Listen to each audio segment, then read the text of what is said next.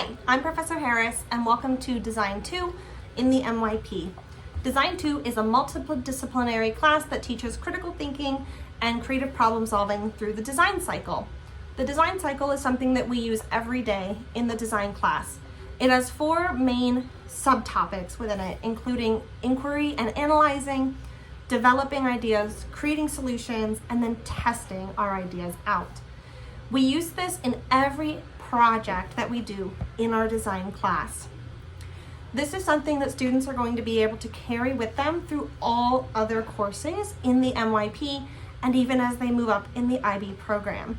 It teaches them how to look strategically at a problem, develop their ideas, communicate with their classmates, but then most importantly, test and reevaluate as needed to make improvements. Recently in class, we've been doing studies on accessibility and adaptive products. We recently did a case study on the Folks Kitchenware line, which was a part of our design curriculum. They looked at adaptive kitchenware and they learned how to break the design process of these objects into the design cycle. So they thought about which part of the development process would have fallen in developing ideas, how they would have created solutions, and how the designer tested his products before launching them to customers. Currently, our students are working on their own individual assistive products. For this project, every student was given a client. These are hypothetical clients with very specific needs and wants and different levels of ability. Our students had to learn about their client and empathize with them. What they had to do then was break this process into the design cycle. So they had to identify their client and analyze their needs. Then they had to develop their own ideas for ways in which they could help this person with their desired task. They then had to communicate their ideas with their classmates and group members to identify their strongest ideas. Once they chose an idea they were happy with, they've started prototyping their product. To prototype it, they've had to do sketches and product specifications like materials and how the products would work.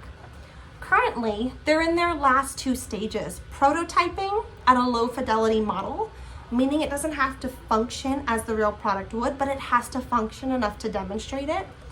And then finally, they're going to be testing their prototypes out to see if they work the way they intend them to.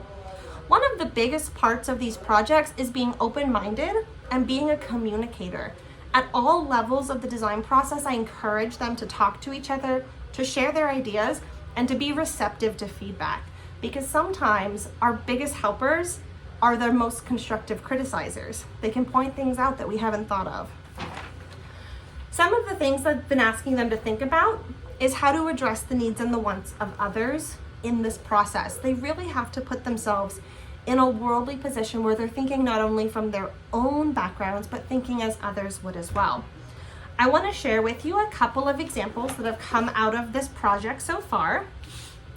We have a group who's working on adaptive keyboards for the visually impaired, so people with limited vision but some vision, and how they could identify keys on a keyboard easily. And so she's working on both a color-coded system, but also texture. So she's been looking at how to get colors to contrast better with each other and how to make them really visible.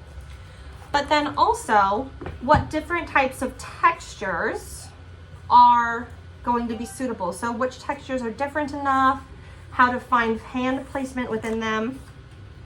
And then I have another scholar who's doing a fabulous job. She is working on adaptive shaped drawing and coloring materials.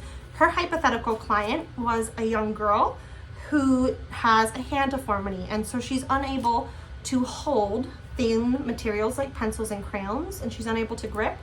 And so she's working on different ergonomic hand grip designs. And right now she's got this really beautiful sort of bulbous shape, and the hand really just nests in it quite beautifully.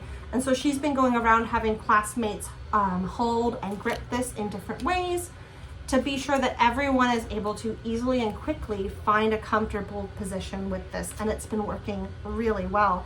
Her end goal is she wants to take this from the low fidelity stage to a high fidelity stage, and she wants to actually mold and cast crayons in this shape to create some real functional prototypes.